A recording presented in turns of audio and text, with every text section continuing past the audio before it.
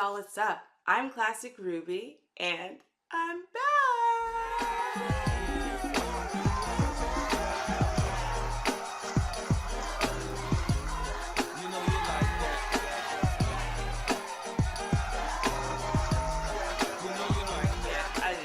I'm still a nerd. What can I say? Leopards rarely change their spots. But I'm really happy to be back, y'all. I know it's been a little bit longer than a hiatus, really, especially in like YouTube days. I've basically been gone for a decade. I understand. I'm sorry. You know, it happens when you've got a lot of medical stuff and life stuff and blah blah stuff. You let stuff get in the way. And then, you know, it's been a few weeks and then a few months, and then you're like, okay, if I don't get up off my butt and do something, it's gonna be a few years. So I'm here. Thank you for all of you who reached out to me and said, Ruby, we miss your videos, do something. Okay, so I decided I was coming back and I was like, I don't know what to talk about. Yeah, so I decided to go looking for topics. I know, there's so many things in the world to talk about, but that was one of my issues, is I kind of was having like a writer's block kind of thing. Anyway, so I go searching for videos, and I came across one, and I thought to myself, this is why you should do videos, because you are always right. I'm gonna show you guys this video, and give me a second of preamble. Y'all know I like to run my mouth a little bit, and it's about this guy, okay? And this is gonna be from the effects, the very negative effects that a dog had on his life. I know what you're thinking. This is not a vicious animal attack where, you know, this rabid dog comes out of nowhere and bites this guy.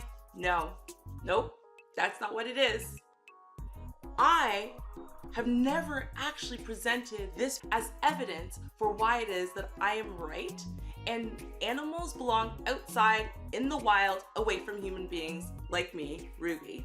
But at the same time, I can't believe I didn't think of it before. But before I go any further, I am gonna show you guys this video. And if at the end of this, you're not thinking to yourselves, I need to only touch my dog with the 10-foot pole going forward, I don't know what the hell's wrong with you. Let's check it out. Man. This man is surprisingly upbeat after losing nearly all his limbs and part of his nose. It's been a long, tough journey, but pretty close to over. Greg Mantipel has been out of the hospital for 2 weeks. Parts of his arms and legs were amputated after doctors say he may have contracted a bacteria from a dog's lick. It started back in June. Earlier this summer, Greg told Inside Edition from his hospital bed that he had gone to a party at a dog park near his home in Wisconsin. I ended up not washing my hands and rubbing my eye or my face, my mouth somehow. A day after the party, Greg started exhibiting signs of sepsis. When Greg had come in, he had developed a severe bloodstream infection with rare bacteria capnocytophagia. Now he's thanking the team of doctors that saved him.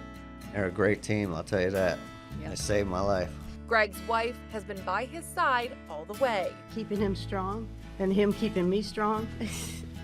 We were a pretty good team through the whole thing. Doctors say once Greg is healed in about 2 months, he can undergo reconstructive surgery and will be fitted for prosthetics. As soon as his arms or legs are healed sufficiently so the wounds are closed, then we could proceed with the prosthetic fitting. And it likely will happen, I'm guessing, in the next month to 2 months. I'm just saying, right? I'm just saying, at the end of the day, when people say to me, Ruby, look, my dog's so friendly. Friendly dogs can never hurt you. I tell them this story, right? So my sister's cousin, there was this dog. They all used to go up to the cottage, you know, whatever. They're Maltese. you know, they cottage. Anyway, they used to go up to the cottage every year, and there was this dog up at the cottage that everyone loved. It was like a golden retriever or whatever. And anyway, they were like, oh, this dog is so friendly. It's so wonderful. And so, you know, all the kids would play with this dog. They'd all get together and play. And so one day they were playing keep away with this dog, right? And they had one of those rope things. Like, you know, it's like kind of like a rope, and, you know, normally the dog grabs one side, you grab the other side, and then you pull, and great laughs. So they're all playing keep away, this massive kids and this dog. And, you know, the dog wants to win as much as the kids do. And of course the dog's just, you know, goofing around. These are, you know, basically his little brothers and sisters and stuff. And so anyway, he goes for the rope. And my sister's cousin's face gets between the dog's mouth and the rope. Right? She's like 3 or 4, and this dog has bitten her from here to here. For real. Now, here's the problem.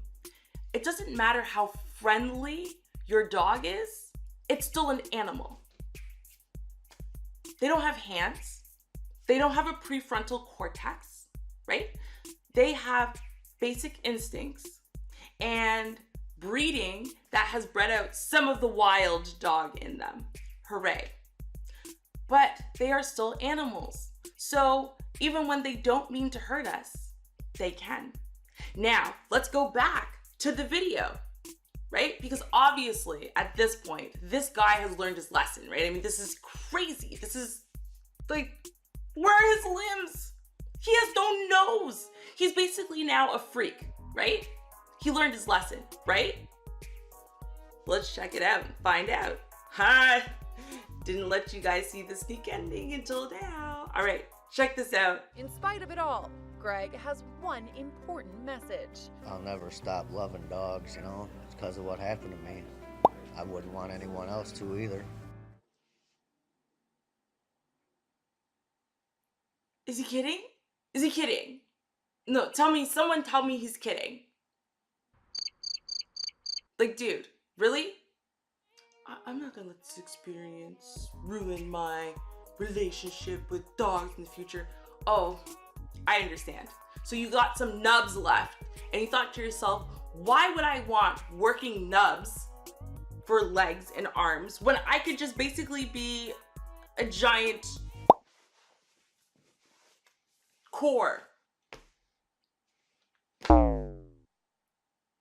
Dude. And I want to explain this to everyone who lets their dogs lick their lips and their faces and their hands. Because remember, this guy did not let the dog even lick his eyes and his face and whatever, and then say stupid things like, a dog's mouth is cleaner than a human's mouth, so therefore it's okay.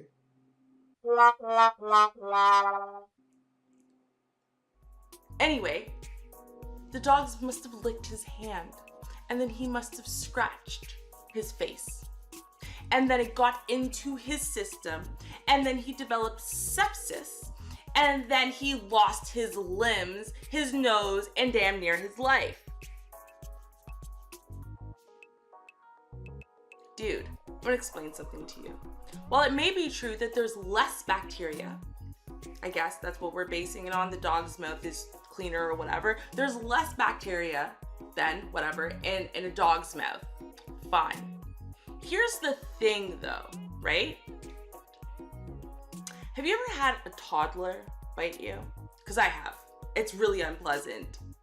This is why once they start saying no, they're my husband's problem for the next, I don't know, 18, 20 years or so. Anyway, but if you've ever had a toddler bite you, they think it's funny when you make "this is really hurting me" faces. So they will keep biting in deeper and deeper. And you know what? A couple times I've had or seen as well, them pierce the skin. The pictures are unbelievable. On August 29th, Amanda Beatty picked up her son from daycare and found him like this, with bite marks on his face, arms, and back. He was attacked by another child. I never react well when that happens. So please, if your kid's a biter, keep them away from me. Thanks. saying? Anyway, so they pierce the skin and it hurts and you want to punch the kid in the face, and sometimes you end up flinging them or something just so you don't kill them by accident. And then you go and you rinse your hand off, use some hydrogen peroxide, and bandage it up, and in a week to 10 days it's pretty much fine, right? Okay, so do you know anyone who got sepsis and lost their nose and their limbs from a human bite? No? Don't remember any of those stories? Yeah, see, because that's the thing. As much as they might have cleaner bacteria or different bacteria, at the end of the day, we as humans have evolved to have a delicate balance of bacteria and fungi all over our skin, all inside of us, whatever, right? And generally from human to human, that bacteria and fungi balance stays approximately the same. Which means that even if that dude's mouth is filthier than that dog's by some objective measure, I'm still saying it's a safer bet for that dude to lick my eyeball than for that dog to. And in case you think I'm full of it, may I present Exhibit A.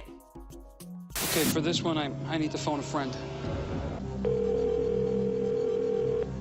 Hello? Professor Lamb? Yeah? Yeah, hi, Regis Philbin calling from New York. Hey, Reach, listen, I'm in the middle of dinner here. Can I call you back? One of those wise guy professors, huh? He's from the Bronx, Reach. How'd you know? Right. I'd ask where this child's mother is, but it's clear she's the one holding the camera. At the end of the day, we've got to stop thinking about cute viral fame and start thinking about common sense. Even if you're not anti-dog, this is repulsive, unsanitary, and dangerous. Anyway, y'all, let me know what you think, because I know I got some animal lovers out there, and I'm probably not going to be super loved for this one, but let me know what you think. Do you guys let dogs, lick you on the face? Kiss in the mouth? Lick you on your hands even? What do you think about people who do?